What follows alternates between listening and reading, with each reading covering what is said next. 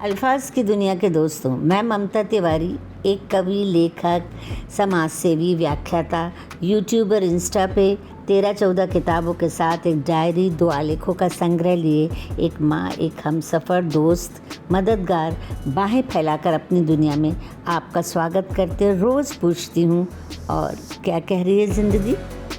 सच है, नज़्मों की जमा पूंजी का ब्याज नहीं मिलता। सच है, नज़्मों की जमा पूंजी का ब्याज नहीं मिलता, फिर भी बढ़ता ही जाता है मूलधन। तो क्या कह रही है ज़िंदगी में दोस्तों, मैं आप सबसे मुखातिब हूँ, ममता तिवारी। और क्या कह रही है ज़िंदगी, आज का मेरा विषय है कि जितनी अवेलेबिलिटी होगी, जितना ज़्यादा जो हम दूसरों को उपलब्ध होंगे, उतना हमारा वैल्यूएशन कम हो जाएगा, यानी हम डिवैल्यूएशन हो जाएगा। तो इस विषय पर मैंने कुछ इस तरह से लिखा है कि ये कैसा विषय है। पहले तो आप लोग ये सोच रहे होंगे, थोड़ा क्लिष्ट भी लग रहा होगा। मैं इसको अंग्रेज़ी में मैंने आपको बता दिया, अवेलेबिलिटी यानी जितने उपलब्ध होंगे उतना डिवैल्यूएशन होगा। यहाँ मैं अर्थशास्त्र की बात नहीं कर रही, पहले ही आपको बता दूँ। यहाँ मैं बात कर रही हूँ रिश्तों की। आप जानते हैं मैं रिश्तों पे ही बात करती हूँ। तो यानी रिश्तों में भी डिमांड और सप्लाई का एक नियम है, जिसके नतीजे में आपको क्या हासिल होता है। रिश्तों में जब हम सदा उपलब्ध रहते हैं तो ये कहाँ सिद्ध होता है कि लोग आपकी बेकदरी करते हैं। यहाँ मैं अपने एक ख़ास मित्र का उदाहरण देना चाहूँगी। मैंने बचपन से उन्हें देखा है, हर बात में आज्ञाकारी, एक पुकार पर दौड़े चले आना, अपना काम छोड़कर दूसरे की मदद करना, स्वास्थ्य कितना भी खराब हो फिर भी लोगों के लिए हमेशा उपलब्ध रहना। चूँकि वो बड़े हैं, अच्छे बड़े ओहदे पे रहे हैं, उन्होंने बड़े लोगों से मिलकर घरेलू काम करने वालों तक सबकी मदद की है।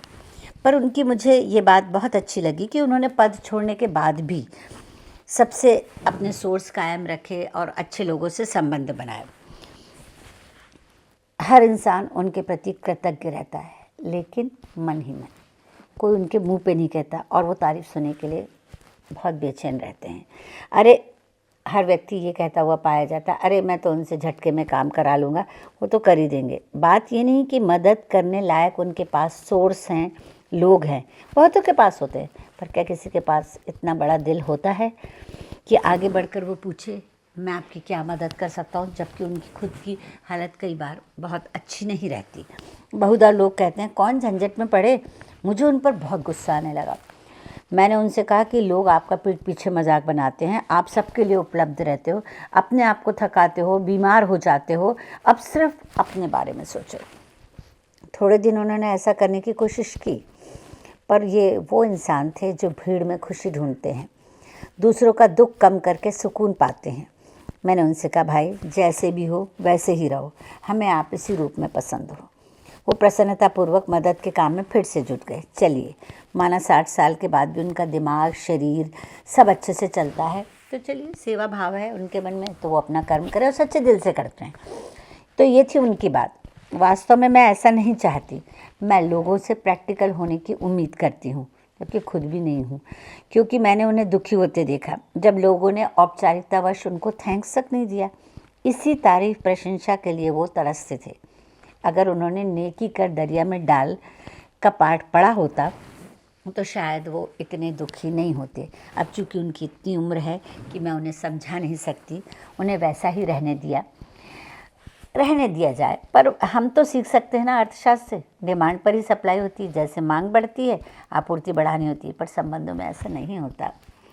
अगर आप हर समय आसानी से उपलब्ध होते रहेंगे तो आपकी डिमांड को खाते में डालकर आपसे ही पूर्ति करवाएंगे।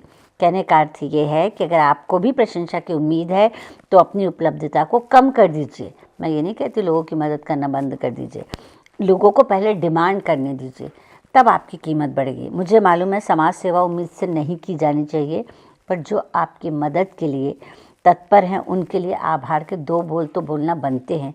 तो थैंक यू बोलना सीखिए ना। और उन्होंने आपके लिए इतना किया कि आप उनसे मुस्कुरा के इतना नहीं पूछ सकते और क्या कह रही है ज़िंदगी।